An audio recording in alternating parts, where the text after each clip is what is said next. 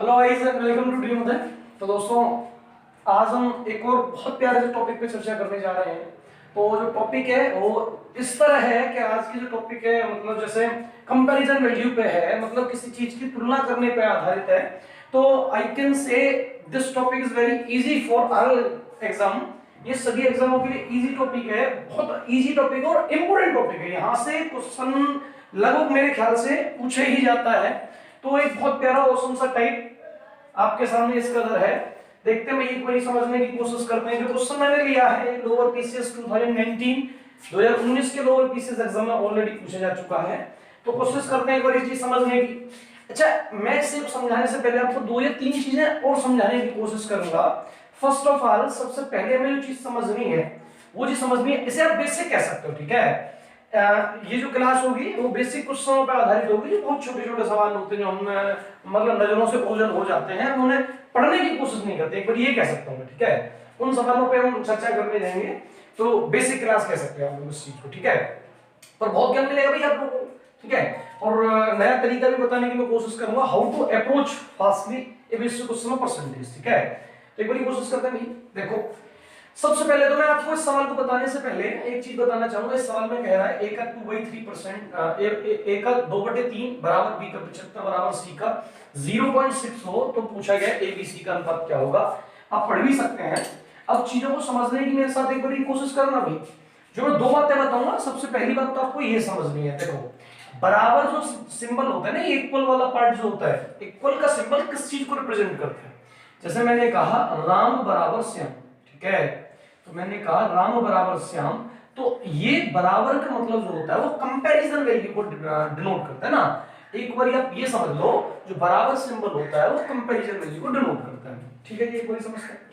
अच्छा, अब दूसरी बात समझते हैं। अब आप बताओ, कंपैरिजन एक जैसों का होगा या अलग अलग होगा। जैसे मैं अभी आपसे कहूं कि रवि के जूते की, रवि का जूता और राहुल के पैंट से अच्छा है, तो आप कहेंगे ये बात गलत है जी, क्योंकि जूते की तुलना जूते से, शकल की तुलना शकल से, पैंट की तुलना पैंट से, और ईटीसी इत्यादि जो भी चीजें हैं, तो उन चीजों की तुलना सेम कंपैरिजन वैल्यू से होनी चाहिए।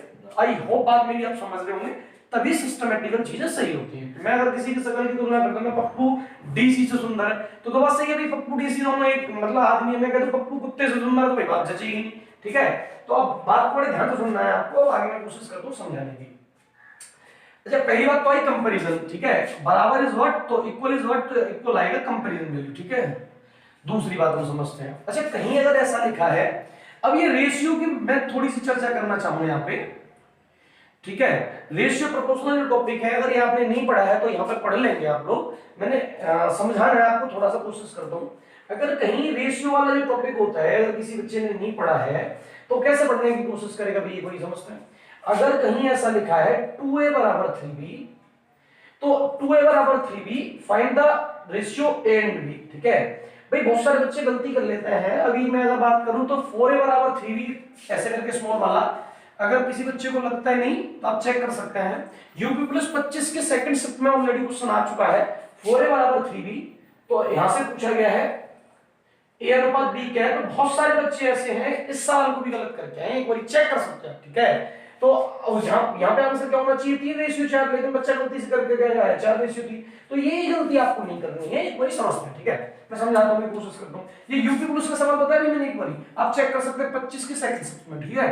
ठीक है जी, एक बार समझते हैं। अब मैं आपको बताना चाह रहा हूँ, ये रेशियो प्रोपोर्शनल का मामला है जो मैं अभी बता रहा हूँ। यहाँ पे पूछा गया 2a बराबर 3b, तो a अनुपात b बताओ। एक बार बड़े ध्यान से सुनना भी मेरी बात।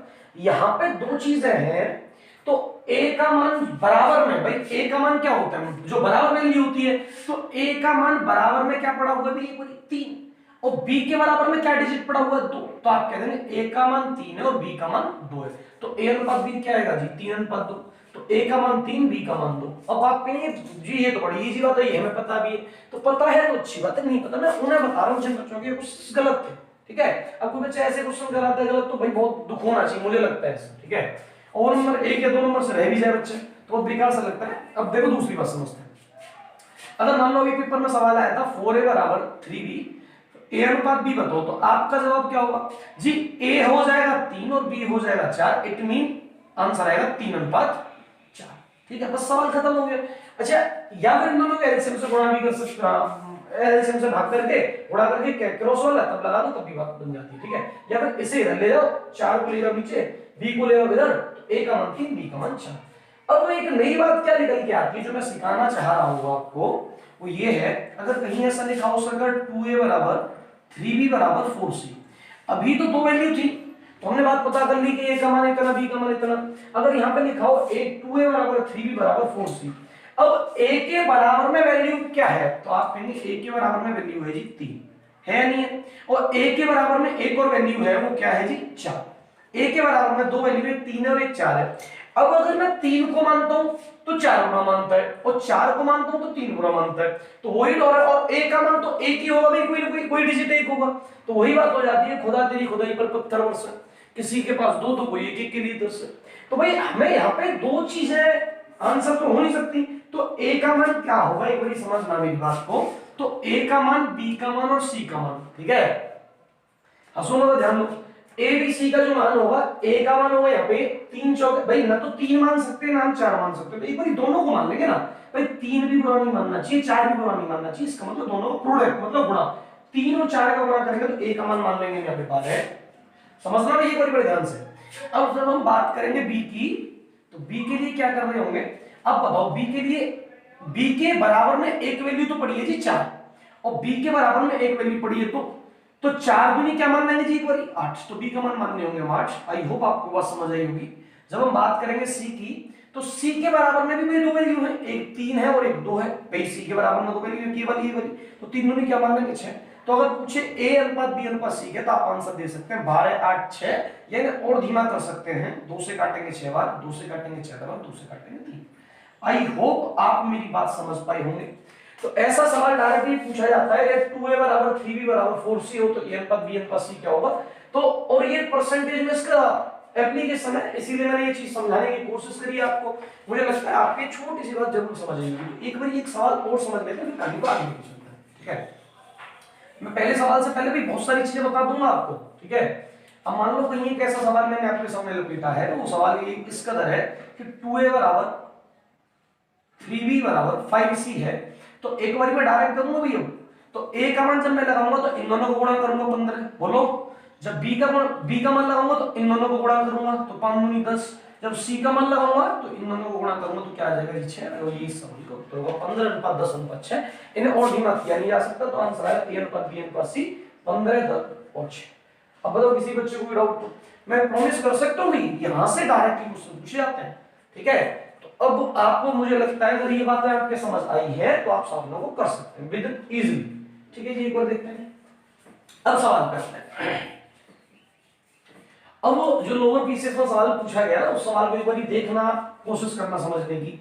a का 2/3 मतलब a वैल्यू अगर 3 है तो उसका 2वां भाग, b का 75% मतलब 75% ऑफ b का, c का 0.6 हो, आपस में ये तीनों वैल्यू बराबर हो, तो a अनुपात b अनुपात c पूछ रहे हैं। अच्छा, इसे आप भिन्न कहेंगे, ये फ्रैक्शन में लिखा है, ये भाई फ्रैक्शन में लिखा है ना, ये परसेंटेज में लिखा है, और ये पॉइंटों में दशमलव में लिखा है। अब आप बताओ, मैंने भी आपको एक बात पहली क्या बताई थी, तीनों चीजें एक ही रूप में होनी चाहिए, भाई समझ रहे हैं ना मेरी बात। तुलना कब होगी, बराबर का साइन कब सही होगा, जब तीनों की वैल्यू एक ही हो, या अगर तीनों फ्रैक्शन में तो फ्रैक्शन में, तीनों परसेंटेज में तो परसेंटेज में, और तीनों अगर डेसिमल में तो डेसिमल में। तो एक बार ये समझने की कोशिश करना, आप बात जो मैं कहना चाह रहा हूं, कभी भी पूरे मैथ में कभी भी कंपैरिजन किसी चीज का करना है तो समान चीजों का कंपैरिजन हो, भी कभी भी बराबर सिंबल परसेंटेज और फ्रैक्शन के बीच में नहीं आ सकता है। अगर ऐसा होगा तो सवाल डैमेज हो सकता है, ठीक है। तो आप याद रखें, कभी भी किसी चीज का कंपैरिजन करना तो वैल्यू एक जैसी होनी चाहिए। देखते हैं ये गोली। अब आप मुझे बताओ, अगर आप में से कोई बच्चे समझदार है तो या तो इसे डेसिमल में चेंज कर लेगा सारी वैल्यूओं को, या परसेंटेज में कर लेगा, या फिर फ्रैक्शन में कर लेगा। एक बारी मैं परसेंटेज में करके बताता हूँ, फिर एक बारी फ्रैक्शन में करके बताता हूँ, ठीक है। समझते हैं एक बार, अगर मैं सवाल को सॉल्व करने जाता हूँ तो मुझे दिखता है 2/3। अब आप देखेंगे तो ये 66 से 2/3% है। अगर किसी बच्चे को नहीं पता तो गड़बड़ कर लेगा यहाँ पे, तो a का मान 66 से 2/3 है, तो मैं कह दूंगा a का 2/3 ही रख दो, इसे ऐसे लिख दो। इसे फ्रैक्शन में चेंज कर लेते हैं एक बारी। 75% की अगर फ्रैक्शन देखा तो 75 के बटे 100 लगाएंगे, तो आप कहेंगे 25 से काटेंगे 3 बार और 25 से काटेंगे 4 बार, तो बी का कितना आ जाएगा भाई एक बारी बराबर, तो बी का 75% जो होता है वो कितना हो गया भाई 3/4 परसेंटेज, तो 3/4 बराबर सी का भाई 0.6 है ना, 0.6 का मतलब पॉइंट हटाएंगे तो 1 10 बढ़ जाएगा नीचे, तो 2 से काट देंगे 3 और 2 से काट देंगे 5 और, तो 3 बटे क्या हो जाएगा भाई। एक बार कोशिश करो, यहां तक अगर समझ आया तो चीजें आगे समझ आएंगी। एक बार एजम्पशन करो आपको ये बात पल्ले पड़ी, अगर ये पल्ले पड़ी तो सवाल आगे विद इन सेकंड का है, आगे समझ लो क्या होगा। अब ए का मान, बी का मान और सी का मान आपसे पूछ रहा है, तो आपको तो ए का मान लगाने का क्या तरीका बताया मैंने। ए का जब मान लगाएंगे तो इन दोनों का प्रोडक्ट करेंगे, तो इन दोनों को गुणा करेंगे तो क्या आएगा 3 तिया 9 और 4 पन्ना 20, 9/20 अनुपात। जब बी का मान लगाएंगे तो इन दोनों को गुणा करेंगे तो 2 तिया 6 और 5 15। आई होप बात आपको समझ आई होगी। जब टर्म सी लगाएंगे तो इन दोनों को गुणा करेंगे तो 3 दूनी 6 और 4 तिया 12। यहां तक किसी भी दोस्त को कोई समस्या? तो आंसर आया 9/20, 6/15, 6/12। अब ये अनुपात ये हमें अथॉरिटी नहीं देता किसी भी चीज को फ्रैक्शन में लिखवा, तो आप चाहो तो या तो इस सवाल को 60 से यहां गुणा कर दो, 60 से यहां गुणा कर दो, 60 से यहां। क्यों 60 से गुणा कर दें? क्योंकि 60 एक ऐसा नंबर है जो 20 से भी कट जाएगा, 15 से भी कट जाएगा और 12 से भी कट जाएगा। कोई भी ऐसा नंबर जो तीनों वैल्यूओं से कट जाए आप उससे गुणा कर देंगे, पता आंसर आ जाएगा। ये भी सही उत्तर है, इसे कोई गलत नहीं कह सकता, पर ये ऑप्शन में नहीं मिलेगा, और जो चीज ऑप्शन में नहीं है वो गलत है। अब मान लो किसी के पास, अब जैसे एयरफोर्स की नौकरी बड़ी जबरदस्त है, आप बताओ, और किसी बच्चे की 26 साल होगी और उसे लगता है मैं एयरफोर्स में जाना चाह रहा हूं, तो आप बताओ वो क्या कर सकता है? उसके पास ऑप्शन तो नहीं है ना, वो एयरफोर्स ऑप्शन तो नहीं है। एयरफोर्स अच्छा है, ठीक है, बढ़िया जॉब है, लेकिन उसके पास ऑप्शन नहीं है, तो ऑप्शन भी तो होना बहुत जरूरी है। तो ऐसे ही ये चीज सही तो है, पर ये ऑप्शन नहीं मिलेगी। तो क्यों नहीं मिलेगी? क्योंकि फ्रैक्शन में देखिए, फ्रैक्शन को खत्म करने के लिए सीधा सिंपल सा मेथड है, इन तीनों वैल्यू का एक ऐसा नंबर हो तो तीनों से कट जाए, मतलब एलसीएम लोवेस्ट नंबर, ठीक है, एलसीएम से गुणा कर दें। तो यार 60 से गुणा यहां कर रहे होंगे हम, 60 से कर देंगे यहां पे और 60 से कर देंगे यहां पे, तो 20 से कटेगा भाई एक बड़ी 3 बार, तो 9 कितना आ जाएगा 27, 15 से 4 बार तो 4 से 24 और 12 से कटेगा ये 5 बार तो 5 से 30। अच्छा एक बार ये आंसर आ गया। अगर ये नहीं मिलता ऑप्शन में 3 से और दिमाग आ सकते हैं, 3 में 27, 4 24 और 3 नहीं 30। तो आई होप मेरी बात आपको समझ आई होगी। ए अनुपात बी अनुपात सी जो होगा वो होगा 9:8:10, ठीक है। एक बार one more question, same Bayes theorem. तो थोड़ी सी चीजें आज मुश्किल आपको लग सकती हैं, लेकिन अगर आप अप्रोच करें तो चीजें बड़ी आसान होंगी, ठीक है। एक और बहुत प्यारा सवाल ये, ठीक है भाई, one more question same base type. तो एक और सवाल है, बहुत प्यारा और औसम सवाल मैंने आपके सामने लिखा है। इस सवाल को आप करने की कोशिश करें, एक बारी चीजें समझने की कोशिश करना। सवाल कुछ इस कदर लिखा है, ए का 20% बराबर बी का 30% बराबर सी का 1/6। अच्छा वन मोर थिंग, एक कोई भी बच्चे ये कहेगा गुरुजी इस सवाल को ऐसे करा जा सकता है कि ए का अलग परसेंटेज लगा लो, बी का अलग रेशियो लगा लो, मतलब ए बी का अलग रेशियो लगा लो, बी सी का अलग रेशियो लगा लो, दोनों की मतलब कंपैरिजन कर दो जो रेशियो में पढ़ाया जाता है, ठीक है। एक पूरी परसेंटेज के बाद हम जब मतलब कोई भी टॉपिक रेशियो पढ़ेंगे तो जब मैं आपको बताने की कोशिश करूंगा रेशियो में कैसे सवालों को करा जा सकता है कैप्चर, ठीक है। जैसे मैं एक बार छोटा सा बता दूं, एम चलिए काम करते हैं, मैं अभी बता देता हूं दूसरे तरीके से बताऊंगा इस सवाल को, ठीक है। पहले अभी कर रहे हैं ऐसे करेंगे, तो बी का ए का 20%, तो 20% की फ्रैक्शनल वैल्यू 1/5 है, 20 से ऐसे समझ लो 100 5 बार कटता है, तो ए का 1/5 समझ लो भाई, एक बारी ए का 1/5 इधर करके दिखा देता हूं। एक बारी 20/100 करोगे तो 1 क्या आएगा 5 है, तो 1/5 बराबर होगा बी का 30%, ठीक है। तो 30% मतलब 3/10, बी का 3/10, बी का 3/10 बराबर होगा सी का दे ही रखा है 1/6। तो भाई एक बारी बताओगे आप मुझे, अगर मैं ए बी सी का रेशियो लगाऊंगा तो रेशियो क्या बनेगा? तो ए के लिए जब रेशियो लगाओगे तो गुणा होगा इन दोनों का, तो भाई एक बारी बताओ गुणा क्या आएगा 3/60 आ जाएगा। अरे बोलो 3 × 3 9 × 60। अच्छा जब बी का मान लगा रहे हो गया तो ये इन दोनों का प्रोडक्ट करोगे तो इन दोनों का प्रोडक्ट करोगे तो 1 कितना आएगा 30 आएगा भाई, ये कोई समझ ध्यान से। और जब सी का मान लगाओगे तो इन दोनों का प्रोडक्ट करना पड़ेगा, तो 50 आएगा, ये 3 आएगा, ठीक है। तो 3/50, तो it is the answer. But ये ऑप्शन में नहीं मिलेगा, क्यों? क्योंकि ये फ्रैक्शन में है और हमें आंसर रियल मतलब विदाउट फ्रैक्शन चाहिए। विदाउट फ्रैक्शन चाहने के लिए मैंने आपको भी बताया था, ऐसा नंबर जो इससे कट जाए, इससे कट जाए, इससे कट जाए, ऐसे नंबर का प्रोडक्ट आप कर सकते हैं। तो आप बताओ ऐसा कौन सा नंबर है जो तीनों से कट जाए? तो 60 से कटे 50 से कटे और 30 से कटे, तो ऐसा नंबर मुझे लगता है 300। अब आप कहेंगे आपको कैसे पता पड़ा, तो भाई 60 30 का एलसीएम इन तीनों का एलसीएम ले लेंगे तो 300 ही आएगा। तो 300 से एक बार तीनों में गुणा कर देंगे आप, तो जब तीनों में गुणा कर रहे होंगे आप, तो इससे ये कटेगा कितने में, 5 में, तो 15 उत्तर आ जाएगा यहाँ पे। इससे कटेगा 10 में, तो यहाँ 10 आ जाएगा, और यहाँ से भी कटेगा 6 में, और यहाँ 18 आ जाएगा। तो 15 10 18 इज द राइट उत्तर, इस सवाल का आंसर। आई होप बात आपको समझ रही होगी। जो मैं अभी बता रहा था एक बार वो और बता देता हूँ कैसे कर सकते हैं इस सवाल को, ठीक है, मतलब वैसे कैसे कर सकते हैं। तो आंसर आएगा 15 10 और 18। एक बार समझना भाई आंसर। अब पहले मैं ए और बी का अनुपात लगा लेता हूँ, एक बार समझना। मैंने कहा सेकंड तरीका क्या बन सकता है इस सवाल को करने का, मतलब एक और तरीका क्या बताया जा सकता है। तो एक बार ए अनुपात बी बताओ आप क्या आएगा, तो आप कहेंगे ए अनुपात बी आएगा यहां से। अगर ए का मान 30 होगा तो बी का मान 20 होगा, बराबर। मैंने भी बताया 2a अगर बराबर ऐसे लिखा हो 2a बराबर 3b, तो a का मान 3 b का मान 2, अभी बताया मैंने अभी 2 सेकंड पहले, ठीक है। तो वही सवाल है, a का मान अगर 20 हो, a का मान 30 होगा तो b का मान 20 होगा, और 0 0 अगर हम हटा दें तो a अनुपात b जो आएगा वो आएगा 3:2। एक बार गैस करो, आया समझ नहीं आया यहां तक, तो मैं चीजों को आगे समझाता हूं, ठीक है। अब b अनुपात c की अगर हम बात करें तो प्यारे दोस्त b अनुपात c क्या आएगा, कैसे निकालेंगे। तो b का 30 बराबर है, b का 30, तो 30 का मतलब 3 बटे कितना होता है, 10 होता है रिफ्रैक्शन से, मैंने बताया बराबर कितने के, c का 1/6। तो आप बताओ मुझे, जब इसे सॉल्व करोगे तो b बटे c क्या आ जाएगा। तो आप कहेंगे b बटे c, भाई 10 तो चला जाएगा, जैसे तो 6 के 18, 10 1 10, तो ये आ जाएगा 10 बटे कितना, 18 आ जाएगा।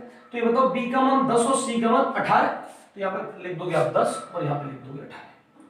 आई वो बात आपको समझ आई होगी। यार ये छोटा करके लिख सकते हैं, यहाँ 5 लिख सकते हैं, 6 लिख सकते हैं, हाँ सॉरी 2 से काटेंगे 5, ये 9, 2 अनुपात 9 लिख सकते हैं, 5 अनुपात 9, तो नहीं 5, 2 से काटेंगे 5 होगा, 2 से काटेंगे 9, तो 5 अनुपात 9 लिखा जा सकता है। लेकिन आप यहीं पे कहानी को छोड़ सकते हो, मैं जब आगे बताने की कोशिश करूं। अब यहाँ से आपको ए बी सी का मान बताने नहीं, कोई बताओ b यहाँ पे 2 है, ये वाला b यहाँ पे 2 है, और यहाँ पे b की वैल्यू कितनी होगी, भी 10 होगी। तो बताओ 2 का 10 कितने गुना है, 5 गुना है। तो आप बताओ अगर b को मुझे 2 ना करके 10 करना होगा तो इसमें 5 से गुणा करना होगा, तो 5 15, तो a का मान अगर a b और c, अगर a का मान 15 होगा तो b का मान 10 हो जाएगा भाई, कोई दिक्कत नहीं है। तो जब b का मान 10 होगा तो c का मान कितना हो जाएगा, 18 हो जाएगा। ये सवाल का उत्तर था, मैंने भी बताया। अगर ये अच्छा लगता है तो इससे कर लो, वो अच्छा लगता है उससे कर लो, लेकिन इसमें अगर कोई अच्छा लगे हम कैसे पता कर पाएंगे कहां बराबर होंगे, तो आप ऐसे कर सकते हो। a के लिए इन दोनों का गुणा तो 30 आ गया, b के लिए इन दोनों का गुणा 20 आ गया, और c के लिए इन दोनों का गुणा 36 आ गया। धीमा करोगे तो 15 10 और 18, फिर वही आंसर आ जाएगा। आई होप मेरी बात आपको समझ आई होगी। ये भी अच्छा तरीका है, लेकिन डिपेंड करता है आप किस चीज को पढ़ रहे हो, समय कौन सा, टाइम, व्हाट इज टाइम, क्या समय है, ठीक है। I can say about the time, everything is time और everything is dependent on time, ठीक है। सब कुछ समय है और समय पे ही सब कुछ अच्छा लगता है, सभी चीजें समय पे ठीक लगती हैं। तो ये भी अगर आप चाहें तो ऐसे करना तो ऐसे कर लो। इसके लिए आपको रेशियो भी आना चाहिए, परसेंटेज भी आनी चाहिए, दोनों चीज आनी चाहिए। जो मैं बता रहा हूँ उसके लिए आपको परसेंटेज आनी चाहिए। तो आई होप आप आपको समझ आएगी। जबरदस्त मैं वो इस तरह मैंने आपके सामने लिखा है, ये थोड़ा सा अच्छा सवाल, मतलब सवाल अच्छा नहीं, मतलब तरीका अलग कह सकते हो। वो जो भी हम कर रहे हैं 2 सवाल हम कर चुके हैं, 1 2 सवाल आप किताबों से प्रैक्टिस करें तो आप कर पाएंगे। तो ये बहुत इजी सवाल, मैंने पहले बोला आज की क्लास थोड़ी सी बेसिक रहने वाली है, मतलब बेसिक क्वेश्चन जो ओझल हो जाता है आंखों से, मैं लगता है परसेंटेज आती फिर भी गलती कर ले तो वो सवाल में चर्चा कर रहा हूं, ठीक है। बहुत छोटा सवाल है, मुझे लगता है कोई भी बच्चा कर सकता है। किसी संख्या के 16 से 2/3% में 25 जोड़ने में वो संख्या प्राप्त हो जाती है, तो संख्या के बड़ा इजी सवाल है, समझना पड़ेगा बड़ी ध्यान से। 16 सही 2/3% में 25 जोड़ने पर वही संख्या प्राप्त होती है, तो वो संख्या है। अच्छा ये बताओ 16 से 2/3% की फ्रैक्शन वैल्यू, कोई पहली वीडियो देखी हो तो आपने देखा होगा, वहां पे मैंने बताया 16 से 2/3 की फ्रैक्शन वैल्यू होती है 1/6, ठीक है। अगर वो संख्या 6 है तो उसका 16 से 1/3% जो होगा 2/3% वो 1 होगा। तो 6 में बात कर रहा हूं, 6 में से 1 की 1 में 25 जोड़ने पे अगर वो संख्या हम 6 मान लेते हैं तो 1 में 25 को ऐड करता है तो उसे वही संख्या मिल जाती है। तो वही संख्या मतलब कितनी है, वो संख्या हमने कितनी मानी थी 6, तो उसे 6 मिल जाती है। अब आप बताओ 1 में 6 बनाने के लिए कितना जोड़ना चाहिए, 5। तो आप कहेंगे 5 की वैल्यू 25 है तो 1 की वैल्यू 5 है, तो 1 की वैल्यू 5 है तो 6 की वैल्यू 30। आई होप आप समझ पाएंगे। तो बहुत इजी सवाल था, अगर नहीं आता एक बार कोशिश कर दोबारा समझने की, आपको बिल्कुल जरूर समझ आएगा। एक और आज की कथा का अंतिम सवाल सेम थ्योरम पे, ठीक है। ये ठीक है। एक और बहुत प्यारा सा सवाल मैंने लिया है, जो सवाल नंबर आज की क्लास का 4 है। तो सवाल नंबर 4 कुछ इस कदर है, मैं पढ़ने की कोशिश करूंगा, आप समझें। किसी संख्या के 37 सही 37.5% में 16 जोड़ने पर उस संख्या का 50% प्राप्त होता है, तो उस संख्या के। बहुत प्यारा सवाल है, अगर आपने चीजें समझी हैं तो आप कोशिश करें एक बार समझने की। 37.5%, what is the fraction value of 37.5, then the answer is 3/8। ठीक है, हाउ टू गेट, कैसे प्राप्त हुआ, तो आप कहेंगे 37.5 by 100, then the answer is 3/8। ठीक है, आप कोशिश करें एक बार समझने की, तभी आपको प्रैक्टिस और चीजें आएंगी समझ। तो इसकी फ्रैक्शन होती है 3/8। अच्छा, 8 अगर कोई नंबर होता ना, अगर 8 नंबर होता तो 8 में से 3 की बात कर रहा है बड़ी, तो 8 में से 3 की बात कर रहा है, तो 3 में 8 में से 3 और 3 में 16 जोड़ा है ना एक बारी, और 16 जोड़ने पर उस संख्या का 50% प्राप्त हुआ है। और वो नंबर क्या माना है जी हमने, वो नंबर माना है हमने 8। तो 8 का 50% मतलब आधा, तो 8 का 50% कितना होगा जी एक बारी, तो 4। मतलब ये कहा गया है कि 3 में 16 जोड़ने पे 4 हो गया है, मतलब 3 में 16 जोड़ने पे 4 हुआ, लेकिन हमने जोड़ा कितना है जी 1। तो 1 की वैल्यू 16 है, तो अगर 1 की वैल्यू 16 है और टोटल नंबर पूछा तो 16 मट्टे कितना हो जाएगा जी 128, 128 is the right Uttar. I hope आपको समझ आई होगी कैसे किया मैंने। दोबारा बताता हूं, 3 में 16 जोड़ा गया तो संख्या का 50% होगा, मतलब 4 हो गया। हमारे हिसाब किताब में 1 जोड़ा, सवाल के हिसाब किताब में 16 जोड़ा। 1 की वैल्यू 16 तो 8 की वैल्यू 128 द राइट उत्तर। ये दो तीन बहुत छोटे छोटे सवाल थे, उम्मीद करूंगा आपको चीजें समझ आई होगी। ठीक है, आज के लिए इतना ही। Take care, bye bye. चीजों को समझते रहे, देखते रहे, और अगर चीजें आपके समझ आ रही हैं तो चैनल को सब्सक्राइब जरूर करें। तो मुझे उम्मीद है आपको चीजें समझ आई होंगी। एक बहुत प्यारे ऑसम से टाइप के साथ फिर मिलूंगा आपसे। आज के लिए इतना ही। Take care.